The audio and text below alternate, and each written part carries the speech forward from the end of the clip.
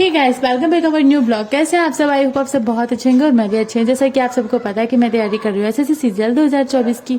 तो आज सुबह उठ के मैंने इस घर के सारे काम करे और इसके बाद मैं गई किचन में, और किचन में बनाना था मुझे खाना बनाने के बाद मैं करती हूँ पढ़ाई।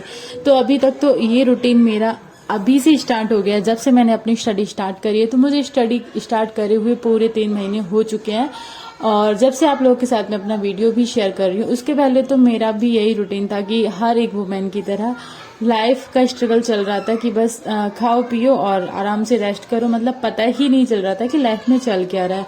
फिर एक दिन ऐसे मन में ख्याल आया कि मुझे अपनी पढ़ाई रीस्टार्ट करनी होगी, क्योंकि रीस्टार्ट में इसलिए बोल रही हूँ क्योंकि मैंने पहले अपनी स्टडी स्टार्ट करी और मैंने आरपीएफ एसआई कांस्टेबल के एग्जाम भी दिए, एसएससी की भी कई बार एग्जाम दिए।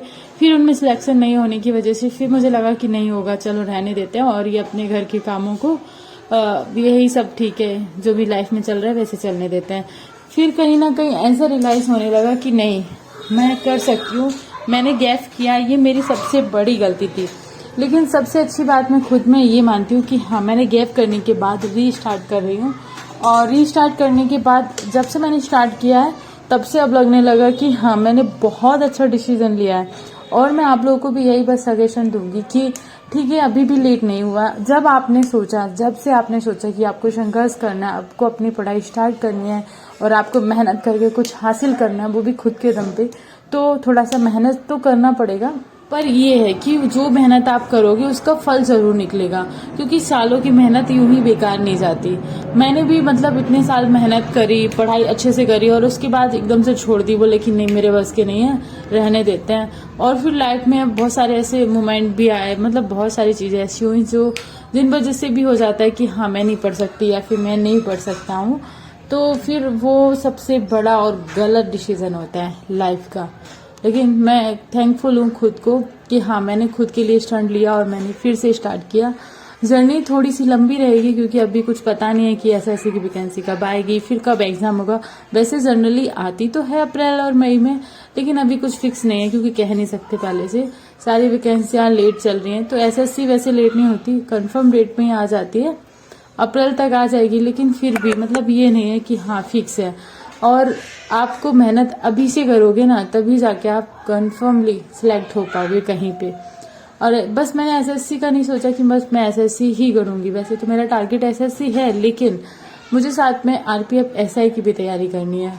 तो वो मेरा एक अलग गोल है। मुझे लग रहा है कि हाँ, मुझे आरपीएफ एसआई का भी क्लियर करना है, क्योंकि उसका मैथ भी थोड़ा सही थी और मैंने एग्जाम भी दिए ना, जब 2018 में वैकेंसी आई थी और जनवरी में उसका एग्जाम हुआ था।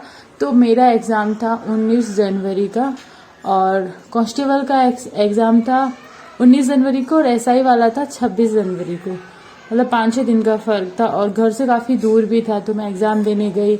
मतलब जो उस टाइम फेस किया था वो अभी मैं अगर सोचूं तो बहुत मुश्किल वाला था कि इतने सुबह फिर घर से गाड़ी बुक करना, फिर जाना, मतलब मुश्किल सारी चीजें थी।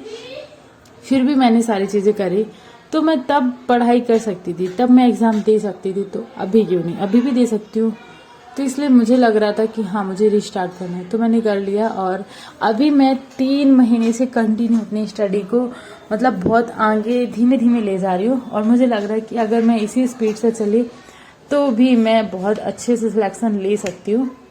और आप लोगों को भी सजेस्ट करूंगी कि कभी आप ऐसा मत सोचो कि मैं लेट हो गई हूँ। मतलब लेडीजों का साथ ये होता है कि उनको बहुत सारी चीजें मैनेज करनी होती है। घर में बच्चा है, फैमिली है, पूरी घर के काम है, किचन है, मतलब ये एक बंधन होता है ना, वो तो हमेशा साथ चलेगा। वो बंधन मतलब कभी बंधन से मुक्त हो नहीं सकते, लेकिन बंधन भी ऐसा चुनो जिसमें आपका फायदा हो।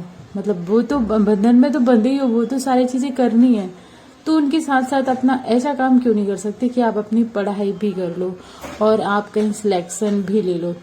हो सकता है, वैसे कोई भी चीज ऐसी नहीं है कि नामुमकिन है। और ये बुक्स ही तो है, मतलब इनको भी नहीं पढ़ सकते क्या?